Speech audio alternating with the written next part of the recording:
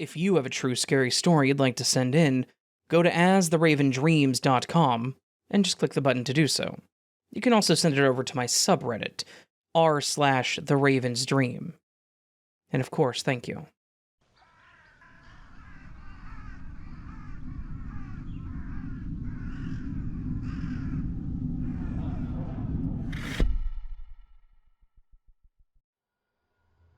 I live a little ways out in the woods, on a small dirt road with a few neighbors who also live on our small street.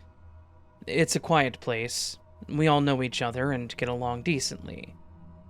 Given that we host little bonfires sometimes, and invite the neighbors around to grill and have a few drinks, we often discuss things that we've seen lately in our little patch of forest.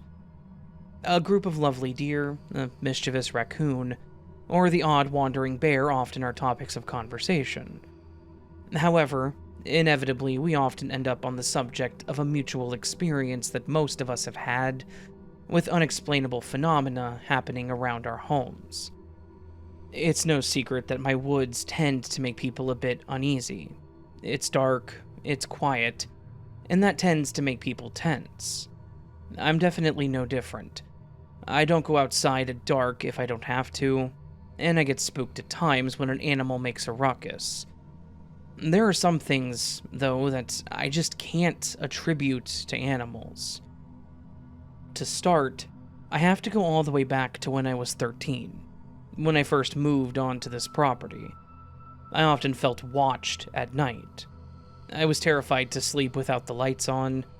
I tried my best to ignore it, but I was honestly terrified to be outside at night or be here alone. For my 14th birthday, I decided to face my fears so I could pitch a tent outside and camp in the yard with a few good friends. One of them left in the middle of the night because they were so anxious. Another left early in the morning after barely sleeping at all. The last friend stayed a couple extra days, but was creeped out the entire time. She claimed to have briefly seen an apparition of a pale woman with dark hair standing in our yard, and felt something touch her at night. She was truly terrified, and I could tell. When I tapped her shoulder, she startled very easily, and almost hit me out of fright. This was very abnormal for her. I spoke to my uncle who lives next door about the woman she saw, and to my surprise, he claimed to have also seen the same apparition multiple times. He wasn't even surprised when I brought it up. I moved out not long after this, but recently moved back. Since returning as an adult, I've heard several stories from my family and neighbors about weird phenomena like this. My uncle has seen the lady, but also shadow figures, and heard some unnatural noises coming from the woods at night. As a man who has lived out here for 40 years, he's very familiar with the usual sounds of animals and nature, and he didn't think these sounds were natural. His wife has also seen shadow figures and weird masses of black energy. She claimed to have been pushed over by an unseen force after witnessing one of these black masses of energy. She has never gone outside at night since. My grandmother claimed to have been chased by a shadow entity several years ago on this property while walking back from my uncle's. It stopped at her front door and watched her while she cried and called my aunt and uncle for help. Understandably, they said nope and told her to light some sage.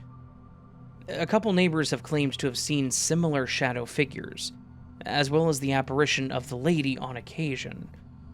I still feel watched, and I regularly cleanse my house to keep whatever it is out there as far from my home as possible.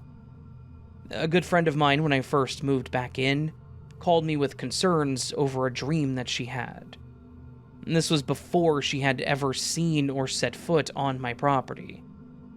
She described my house and property perfectly, and described seeing the same pale woman that multiple people now have seen.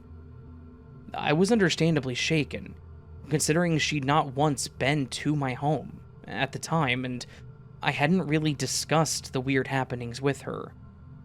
She spent the night one time and refuses to do it again. My street is super creepy, and I have come to accept that something more is here. With all the shared experiences, I can't deny that something is out there. It's been here a long time, and it seems to make itself known to anyone who spends enough time out here.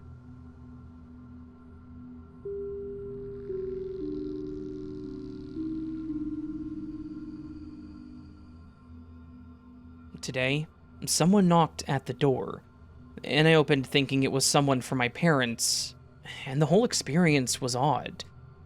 There was a short, older, late 60s Hispanic woman looking down holding some pamphlets, and a tall 6'4" Hispanic man with sunglasses and a cap wearing a leather jacket.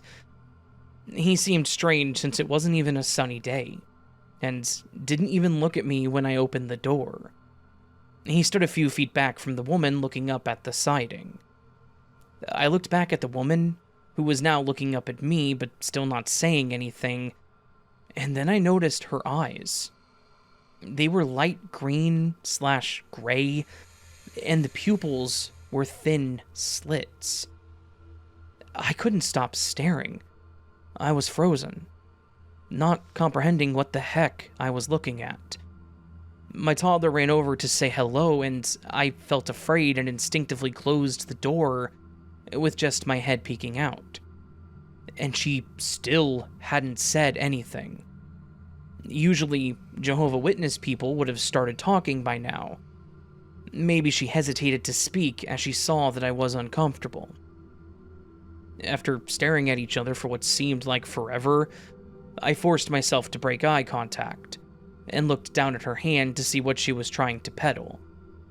They were brochures of pictures of Jesus, and she stuttered in Spanish that she wanted to make an invitation as she flipped through the brochures in her hands, but never actually handed one to me. I would have taken it to be nice, but she didn't. So after a short pause, I politely said no thank you and closed the door. I looked out the window and didn't see them go to any other houses. They just disappeared. I thought it was strange that they would drive to my neighborhood, knock on my door, and then drive away without trying the other houses. For all I know, she was probably just a normal old Jehovah's Witness lady, but I have never in my life seen or heard of anyone with eyes like that and was terrified. Has anyone else seen someone with eyes like this? I googled it and came across coloboma, but it looks nothing like what her eyes were like. They were literal thin slits. Contacts, maybe? But that's weird for a woman in her late 60s to be wearing cat or snake eye contacts. And just for the record, the location of this was in Washington State.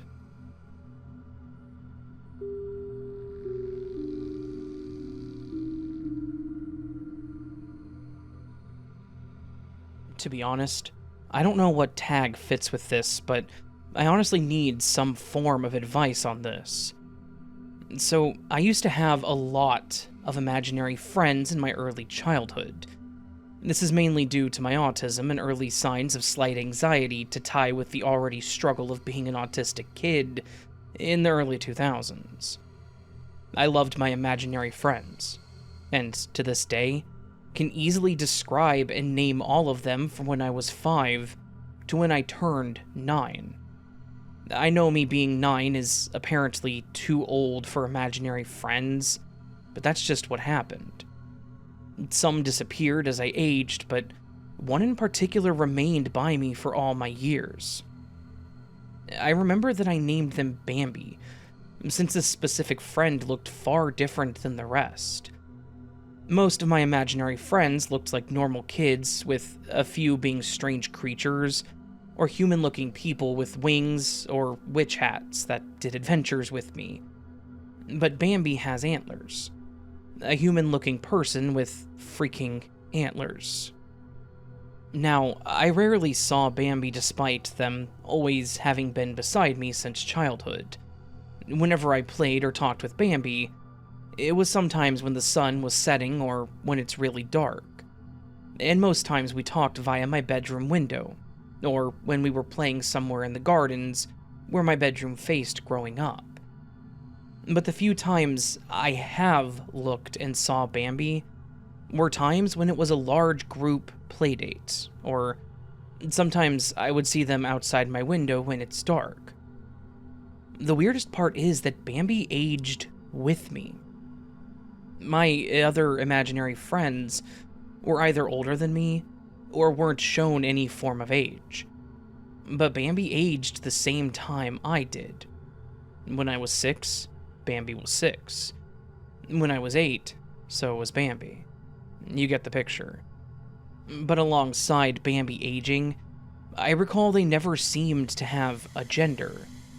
Now I can easily pass this now as an adult in my 20s that maybe this was my brain trying to make sense with some early form of gender dysphoria that hasn't been discovered yet, but it's still weird to think back on it. The first time I met Bambi was a day that I honestly can't recall. My childhood wasn't great, so I sadly suffer with some blocked off memories, or fuzzy memories that get clearer with how people explain it. But what I do remember is I somehow ended up in my grandparents' backyard, playing with the ants pretty far from the house. As if it wasn't obvious, I was a pretty weird kid already. When suddenly I looked up and saw them standing by one of the trees in broad daylight. My grandparents' old house was a very typical suburban house, with a backyard pool, but also was set up in the part of the backyard that I was in, with a long dirt hill that went down to the other suburbs, that honestly were nicer than I've ever seen, in a small forest that didn't hold caves or forest creatures as I liked to think back then, but more so led to the fence that blocks you from the highway. So Bambi was standing by the trees of this small forest and was just staring at me. I wasn't scared of them. Actually, it was the opposite, since I remember being very excited to see them. Now, here's why I kind of want advice on if Bambi was really part of my imagination at the time, or if Bambi was somehow something else. There are a few things they said and have done that, thinking back, makes me shiver. For an example, one summer afternoon, my mom brought me a bacon sandwich from the local grocery store, and I was eating in the garden with Bambi, which, thinking back, it was probably funny for my mom to see me toss half a sandwich to the bushes, when Bambi started saying how good real pork tastes, and how I should try their pork one day. Another thing that, as a kid, I never thought about, but now is a little freaked out about, was how every once in a while during our late-night games or chats, Bambi would randomly pester me to sneak out of the fence. Sometimes they would even offer to introduce me to their family, and every time I would refuse, only for it to start again the next day. Though I loved and deeply cared for them, I ended up never seeing Bambi again after I turned 10, and we moved to a house to make room for my little sister and just simply grew out of the other imaginary friends, and moved on with my life. I keep second-guessing who or what Bambi was, and currently my family and I made plans to look in our attic tomorrow to see if we can find the box of old stuff we had before the move, in which I hope I can find some drawings I had of Bambi, and hopefully I can share them here.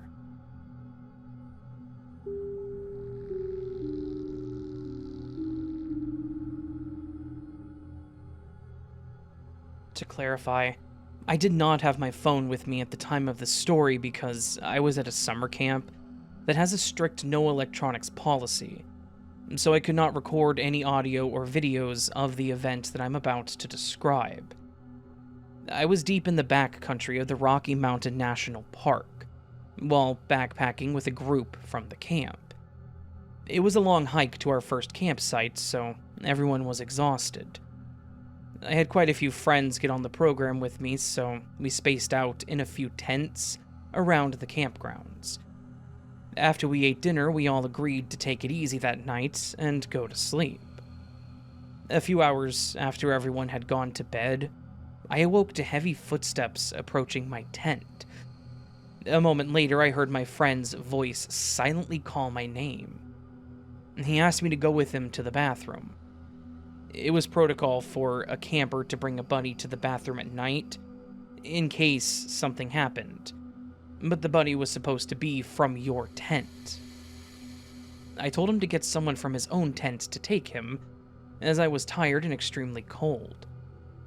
He continued to insist that I went with him, but I again said no. He sounded extremely frustrated, but eventually gave in and left my tent. As I listened to him walk away, the only footsteps I heard were heading into the woods around our campsite. No tent zipper, no whispering about someone else accompanying him to the bathroom. Just heavy footsteps slowly walking into the woods.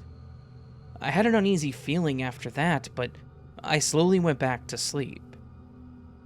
In the morning, I asked him if he got someone else to go to the bathroom with him, but he said he never woke up that night. Throughout the hike to the next campsite, I asked his tent mates if they heard him leaving or entering their tent, but they said they never woke up. I asked my friend again if he remembers waking up that night before, but he said he's positive that he didn't. After that, my first assumption was that he was sleepwalking, so I asked him if he had a history of doing so, but he said no. After that, I started to think of how odd the interaction between me and him was. His words were a bit slurred, and he kept insisting that I go into the woods with him. To this day, I still wonder about the event, and the only explanation I have thought of that I have not scrapped is that what I was talking to that night was not my friend, but a skinwalker. Update. To all the skeptical people asking why I jumped to skinwalker, there are two reasons. One, the voice I heard was 100% my friend's. And two, after the encounter I was up for almost 2 hours, if I remember my watch correctly. In my eyes, not hearing any sound from the other tents for that long makes me believe it was not my friend messing with me. Who would stay out in the freezing cold, dark, snowy forest for that long just for a joke? Also, for the people saying that I'm lying and that they've heard the no phone excuse before, just look up Chile, Colorado camps. It will show you the no electronics rule on the website.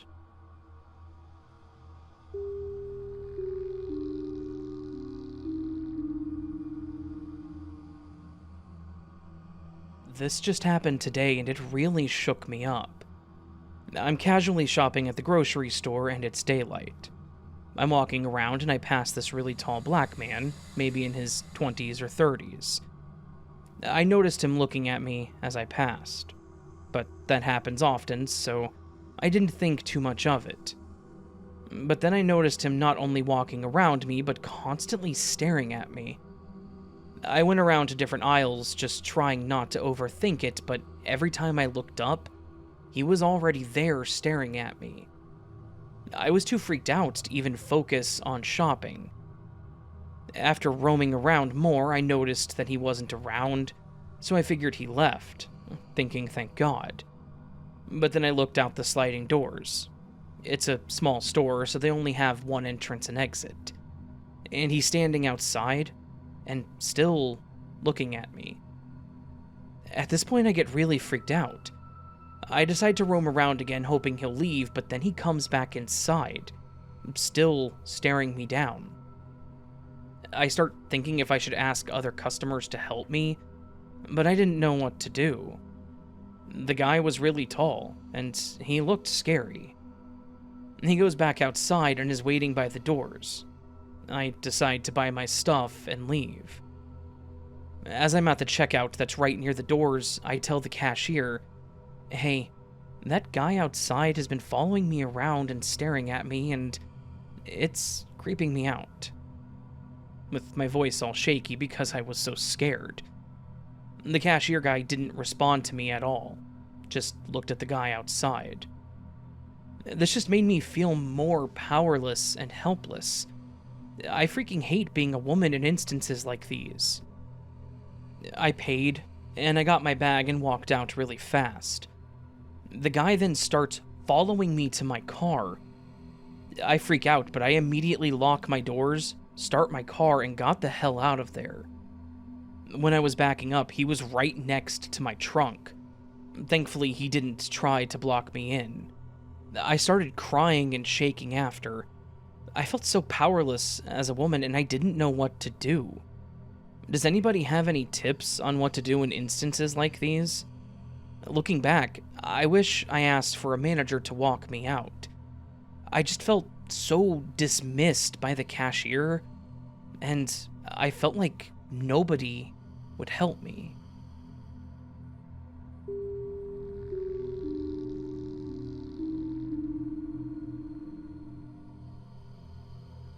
I just stumbled upon this subreddit, and it reminded me of an encounter I had in Death Valley in 2017. I wanted to put it out there to see if anyone else has experienced anything like it. So I was visiting the States from work, I'm from the UK, and had 4 days to burn before my flight home. I was in Denver and decided to hire a motorcycle and ride to LA, where my return flight was from. I had an incredible ride, seeing some amazing things as I sped through Utah and into Nevada, and I reached Vegas with 2 days remaining. I decided that I wanted to ride through Death Valley and up to Yosemite before blasting down California to LA.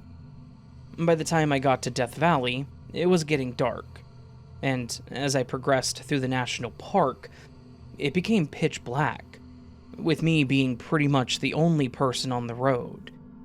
The only things I could see were the illumination of my bike's headlights lighting up the road ahead, and about 3 meters on either side of the tarmac. I hit a long straight and started looking around. Something felt off. Then I noticed a large shape on the side of the road ahead. That's a big cactus, I thought to myself. I would put it at about 7 feet tall. As I got closer, I could see that it had humanoid features, like a very obvious outline of something with a head, shoulders, legs. I was fixated on it as I rode, and the closer I got, the weirder things felt.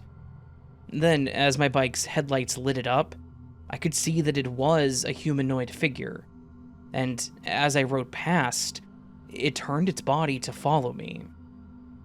It was nearly 50 Celsius, and I had been sweating all day.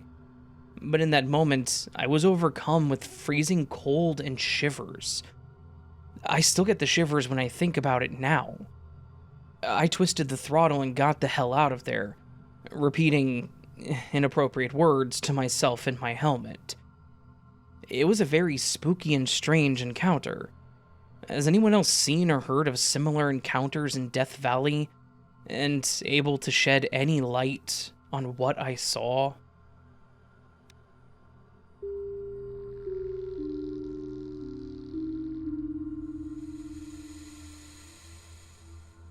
I had the weirdest dream that I have ever had in my life last night. It wasn't weird because of the content, but mainly my experience. It seemed that I was seeing, or feeling, multiple levels of my own psyche at the same time. I'm not much into paranormal stuff, but I do love the mystery of our consciousness and attachment to reality. I wanted to leave this here because I thought it was very interesting.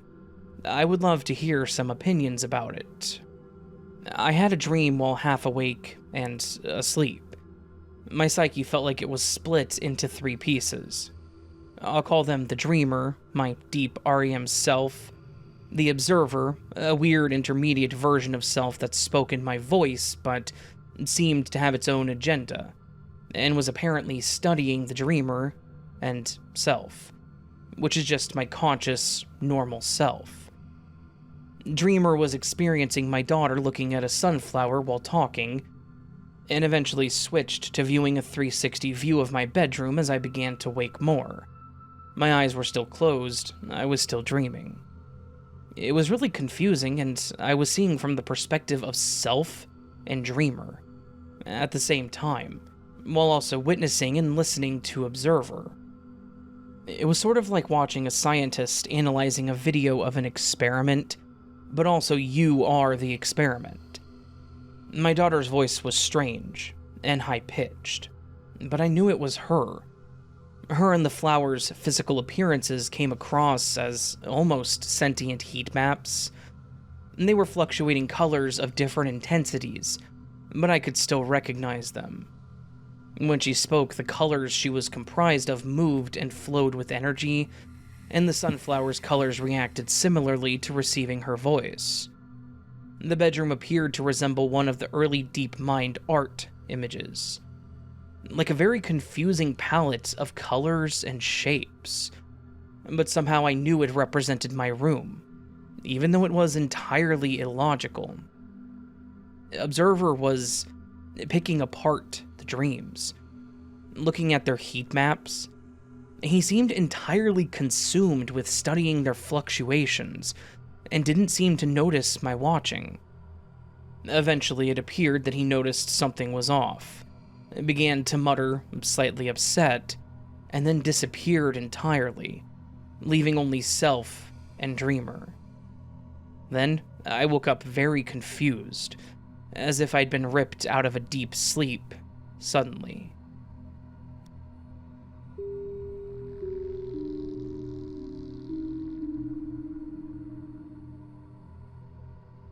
For her birthday, my wife wants to do a fairy photo shoot with a bunch of her girlfriends. As she has been planning this shoot, she's been joking about dressing me up as a giant leprechaun to serve them all tea and whatnot. Cool. For like the past week, our appliances have been struggling. Our HVAC goes down for a thermostat issue, our dishwasher starts smoking, just overall janky stuff. A couple of nights ago, I woke up around 2:30 a.m., lift my head, and standing at the end of our bed with this goofy-ass smile on his face is a 3-foot-tall Alfred E. Newman, see Mad Magazine, looking a-hole. I shake my head to clear my eyes, open them back up, and he is still freaking there. I said nope, put my eye cover back on, and grabbed my cat's paw. He sleeps sometimes between my wife and I. He's the best boy. My heart was racing 1,000,000 miles a minute. Later that night, I was woken up by this moaning sound, and the second time I heard it, my cat flinched too. So I threw the covers back over my head and went back to sleep. Event over. Next morning, I mentioned to my wife that I experienced some mild sleep paralysis while we were sleeping. No big deal. As I was explaining the height and the messy red hair of this dude, I was gonna say he kind of looked like a gnome or something. But before I could finish my description, she asked if it looked like a leprechaun. I was like, that's definitely what it was. Creepy. She said she felt unusual all night. She usually sleeps with her feet out and her back exposed because she sleeps hot. But that night, she tucked her feet and covered her back because she kind of felt something moving around her. She also felt our cat flinch and move around throughout the night. Anyways, here are some further odd coincidences about that night. 1, our AC has been down, which is awesome. And that night we left the windows in our house open. 2, it was a freaking full moon. 3, and here's the kicker, one of my son's best friends pestered me to use my debit card to pay for his and my son's Xbox Battle Passes for the next Fortnite season skin, Poseidon, I think, and he promised to pay me back. He paid me back in Sacagawea dollars. He paid me back in literal gold coins. Where did we stash those gold coins? in a little ceramic pot we used to stash casino money. We literally have a tiny pot of gold in our house. So, that's our accidental leprechaun story. I guess they're not malicious or anything, but come on, man. We literally have a tech at our house looking at the AC and he can't figure out what's wrong with it. Just stop messing with our stuff. And yes, I am using those gold coins to buy lotto tickets. It's my money and he's not entitled to it.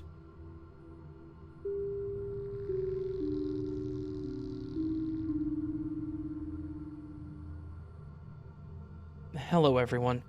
A word of introduction first. My name is Mark. I'm in my early 20s, and I've always been fascinated by paranormal stuff, but I've never been a believer. It was like atheists studying Bible type of situation. But I actually happened to personally experience some weird stuff, and my room was, quote-unquote, haunted on 2 occasions. The first time was when I was 11 and my sister was 9. So, when my family was slowly moving to a new house and renovating it, instead of white walls, no furniture, me and my sister on many occasions followed to explore our new neighborhood. Once, when we got back from our exploring trips, we just sat in our empty room and threw the ball to each other singing some random nursery rhymes. We were going at it for something over half an hour, when suddenly the ball stopped midway to my sister and got back to my hand. I was freaking out. She was as well, and we refused to visit for a while. A small clarification, it was this, heavier dog chewing ball, and all the windows were closed, so no wind. And since the room was empty, no bouncing from something either.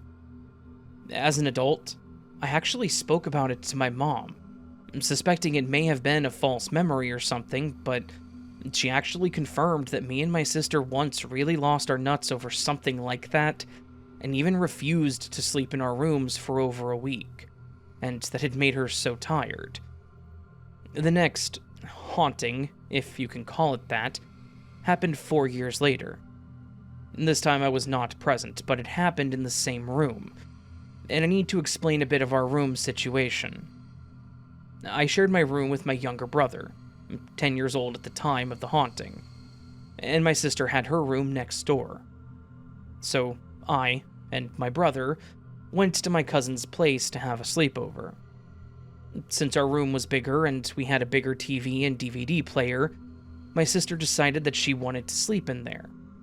So she goes in there, watches a few movies, and goes to sleep. In the middle of the night, my fitness stationary bike starts running. Literally like someone was just using it. It was electric, but all electronics were long overcooked and damaged. Besides, those were just trackers and were incapable of moving the bike. So my sister started screaming, and she went to our parents' room. When we got back, she said she was scared witless, and I actually needed to move to her room for a while since she refused to sleep alone at all. The story was also confirmed by our mother. Also, I remember sleeping in her room on my noble exile. We had no pets at that time in the house, either.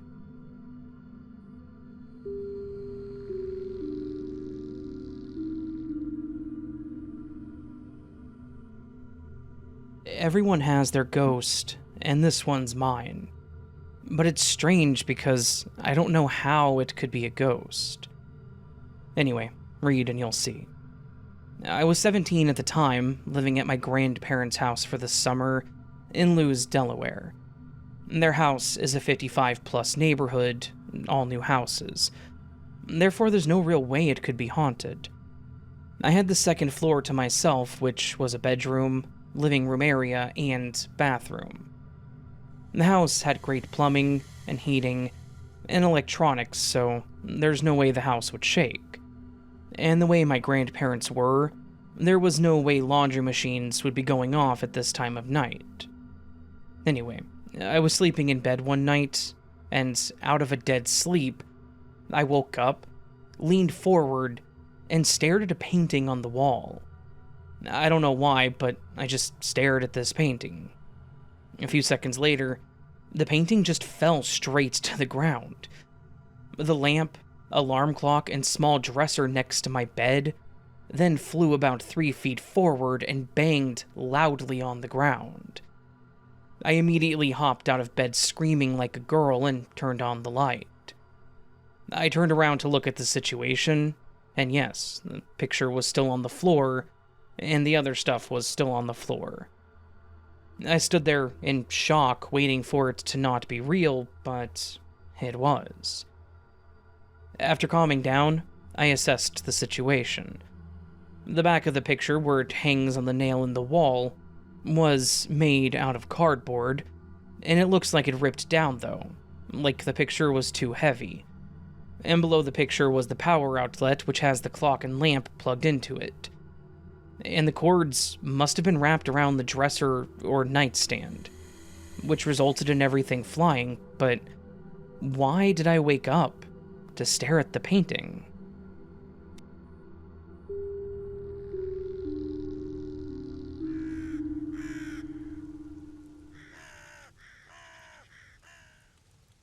So that, my friends, was a fantastic collection of true scary stories from Reddit. Not from you guys, from Reddit. These stories came from a number of subreddits: Creepy Encounters, High Strangeness, The Truth Is Here, and is just a genuinely diverse and creepy collection of stories. Absolutely love doing these videos like this because you just kind of get a good mix of things, and, well, it's scary. They're scary stories, right? Scary stories from Reddit. Hopefully, you, beautiful people, all enjoyed this collection of stories. If you did, please consider hitting that thumbs up button, as it does help a lot. If you're new to the channel, and as I say this, if you're not yet, subbed, consider watching the button down below the video, because again, I watched a video, and they said the word, and the button lit up in this pretty little rainbow flash, and it was kind of cool, so just saying. Anyways, if you are not already, but you did enjoy the content that I created for you today, consider subscribing to the channel. Did it light up for you? Again, if you're not subbed, it'll light up. If you're subbed, it won't. But if you aren't, it should light up, and it's really cool. It's one of those things that YouTube probably invested hundreds of thousands of dollars to get to work instead of fixing other things.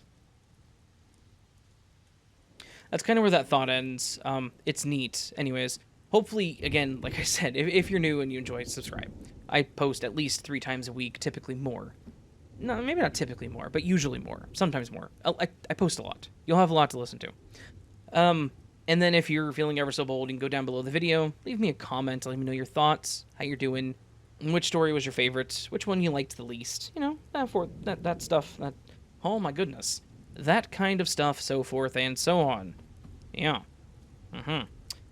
All that said, friends, hope you're having a beautiful week. Hope I do see you again here very soon, but until then, remember, you are loved, you are valid, you are important. You're the best you that you can be. Do not forget it. Don't let anyone tell you otherwise. And until next time, my friends, much love, and of course, sleep well.